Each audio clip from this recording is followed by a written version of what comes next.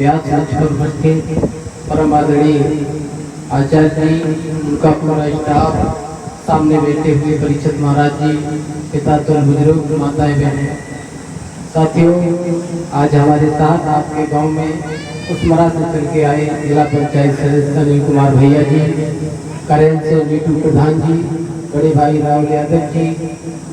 साथियों, जहाँ भगवान की कथा चल रही हो, बीच में तो नहीं बोलना चाहता था, हमारे भाइयों की विशेष मांग थी कि 2 मिनट के लिए जरूर कुछ कह के जाओ। साथियों, जहाँ तक मेरी बहन ने श्रीमद् भागवत कथा के माध्यम से अच्छी बुरी बात आपको बताई कि जीवन को किस तरीका से श्रीमद् भागवत कथा से अपने जीवन में किस तरीका से परिवर्तन लाना है।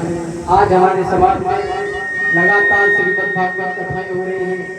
महाराज जी, बहुत अच्छी बात होती है जहाँ भागवत कथाएं होती हैं, जहाँ भगवान का गुणगान होता हो और साक्षात भगवान विराजमान रहता है। साथियों, सवाल तब खड़ा होता है, हमारे समाज में लगातार भागवत कथाएं हो रही है, लेकिन मेरे समाज में कोई परिवर्तन नहीं होता है। तब सवाल खड़ा होता है, इतना पैसा खर्च किया जाता है परीक्षित महाराज जी, और समाज में कोई बदलाव न हो, तो सोचने वाली बात है। साउंड वाली नहीं है, इसका साउंड बात यहाँ आती है कि 7 दिन की भागवत कथा होती है। वेद व्यास जी के पुत्र महाराज सुखदेव जी ने गंगा के किनारे बैठ के महाराज परीक्षित को 7 दिन की कथा सुनाई। तो 7 दिन की कथा सुनने के बाद परीक्षित महाराज का जीवन उद्धार हुआ है। लेकिन आज इस कलयुग में क्या हो रहा है? आज लगातार भागवत कथाएं तो हो रही है, लेकिन लगातार पूरे माँ बाप घर से निकाले जा रहे हैं।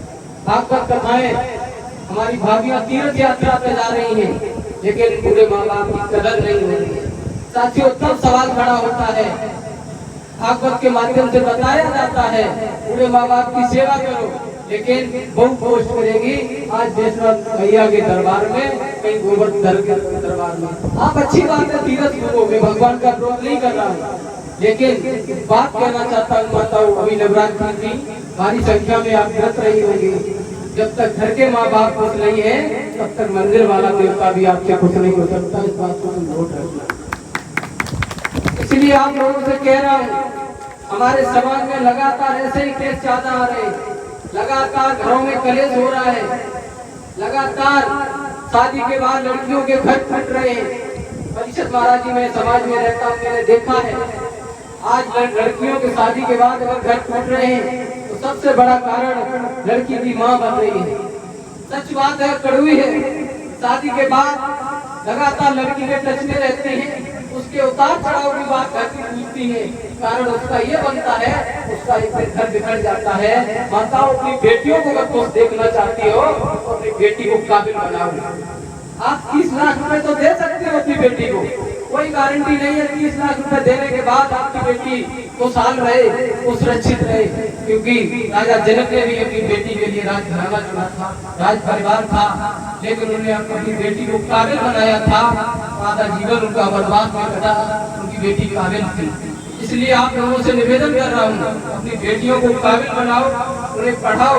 जब दहेज की जरूरत पड़े, जितना पैसा दहेज में देना चाहते हो, उतना उन बेटियों को पढ़ा दीजिए। साथियों, ज्यादा कुछ नहीं बोलूंगा, अपने समय से इसलिए आ गया हूँ। यहाँ से मुझे कशपुरा पहुँचना है, और कशपुरा से सीधे उसमरा दूसरा हाट के पास बरुआ नदी मेरा कार्यक्रम है, 3 कार्यक्रम है। क्षमा चाहता हूँ, आप सभी लोगों का जो मान सम्मान दिया, इसके लिए बहुत बहुत धन्यवाद। जय हिंद, जय समाज।